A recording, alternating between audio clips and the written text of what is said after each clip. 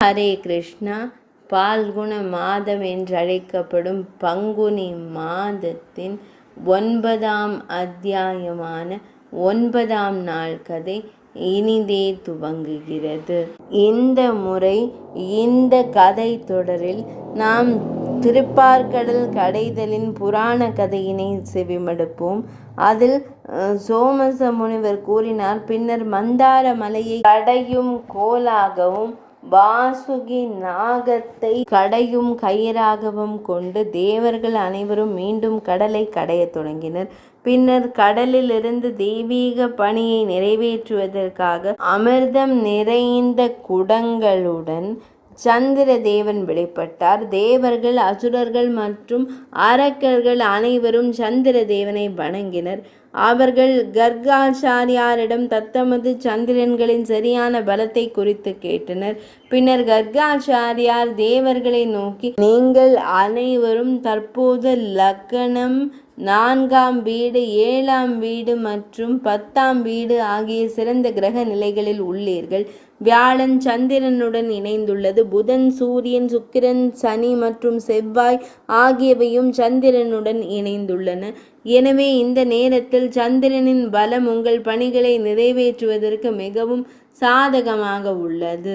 இது கோமந்தம் எனும் மங்களகரமான நேரம். இது வெற்றியை அருளும்.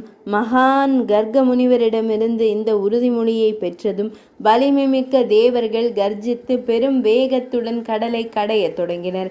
கடைதல் தொடர்ந்த போது கடலை சுற்றிலும் இருந்து பெரும் புகை அலைகளும் ஒலிகளும் எழுந்தன. மேலும் இந்த கடைதல் தெய்வீக காரியங்களை நிறைவேற்றுவதற்காக உண்மையான சுரபி, அன்பின் பகவானான சுரபி காமதேனு பசுவை வெளிக்கொணர்ந்தது. அவர்களை சுற்றி நூற்றுக்கணக்கான கருப்பு, வெள்ளை, மஞ்சள், பச்சை மற்றும் சிவப்பு நிற பசுக்கள் இருந்தன. பேரானந்தம் அடைந்த முனிவர்கள் காமதேனுவிற்காக தேவர்களிடமும் அசுரர்களிடமும் வேண்டினர். அவர்களிடம், நீங்கள் அனைவரும் காமதேனு உள்பட இந்த பசுக்கள் அனைத்தையும் வெவ்வேறு கோத்திரங்களைச் சேர்ந்த பிராமணர்களுக்கு தானமாக வழங்க வேண்டும் என்று கூறப்பட்டது. முனிவர்களின் வேண்டுகோளுக்கு இணங்கி தேவர்களும் அசுரர்களும் சிவபெருமானை மகிழ்விப்பதற்காக அனைத்து பசுக்களையும் தானமாக வழங்கினர். யாகங்களில் தங்கள் மனதை அர்ப்பணிப்பவர்களின் மேலான மங்களத்தின் பெயரால் மகா முனிவர்கள் அதை ஏற்றுக்கொண்டனர். தானம். தேவர்கள் மீண்டும் பெரும் வேகத்துடன் கடலை கடையத் தொடங்கினர். இம்முறை அந்த கடைதலில் சூரியனின் வட்டத்தை போல ஒளி வீசும் கௌஸ்துபமணி என்னும் மிகவும் விலை மதிப்பற்ற ரத்தினம் கிடைத்தது. அதன் ஒளி 3 உலகங்களையும் ஒளிரச் செய்தது. தேவர்கள் சிந்தாமணியை தங்களுக்கு முன்னால் வைத்து கௌசுபத்தை கண்டு அதனை பகவான் ஸ்ரீ மகாவிஷ்ணுவிற்கு அர்ப்பணித்தனர். அதன் பின் சிந்தாமணியை நடுவில் வைத்து தேவர்களும் அசுரர்களும் மீண்டும் கடலை கடையத் தொடங்கினர். அவர்கள் அனைவரும் மிகுந்த பலத்துடன் இடைவிடாமல் கர்ஜித்து கொண்டிருந்தனர். இம்முறை கடையும் கடலிலிருந்து உச்சைஸ்ரவஸ் என்ற குதிரை தோன்றியது.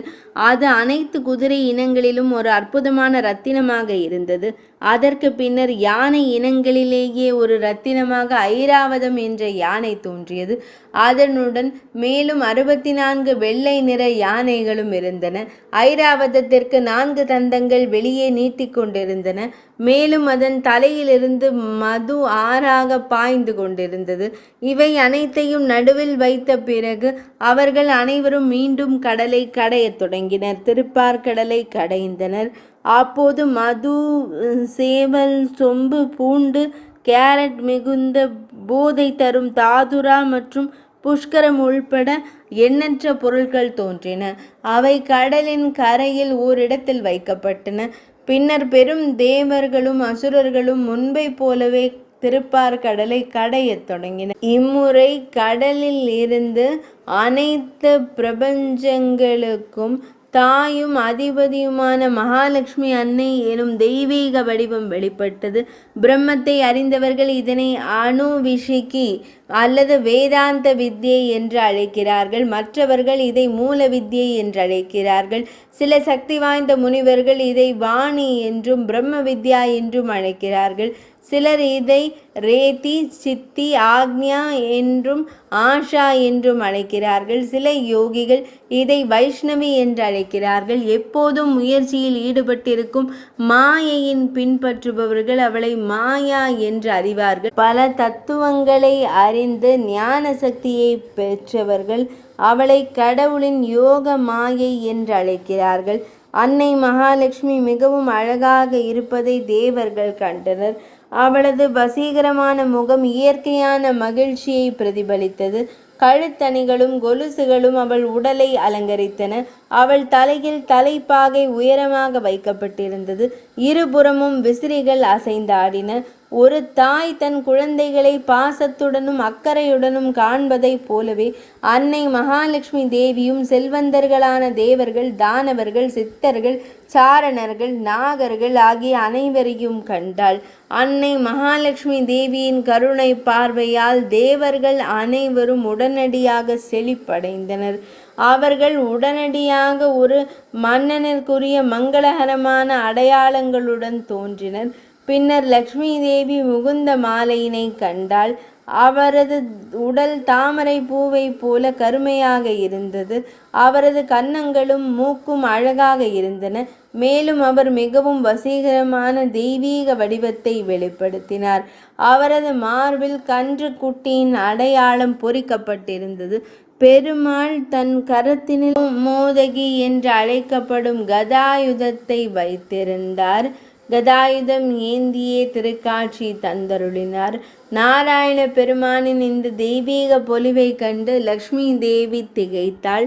அவள் திடீரென்று யானையிலிருந்து இறங்கி தன் கரத்தினில் வன மரங்களால் ஆன மாலையை ஏந்தியிருந்தாள். இந்த மாலை அன்னை லக்ஷ்மி தேவியால் கரத்தால் செய்யப்பட்டது. மேலும் தேனீக்கள் அதன் மீது மொய்த்தன.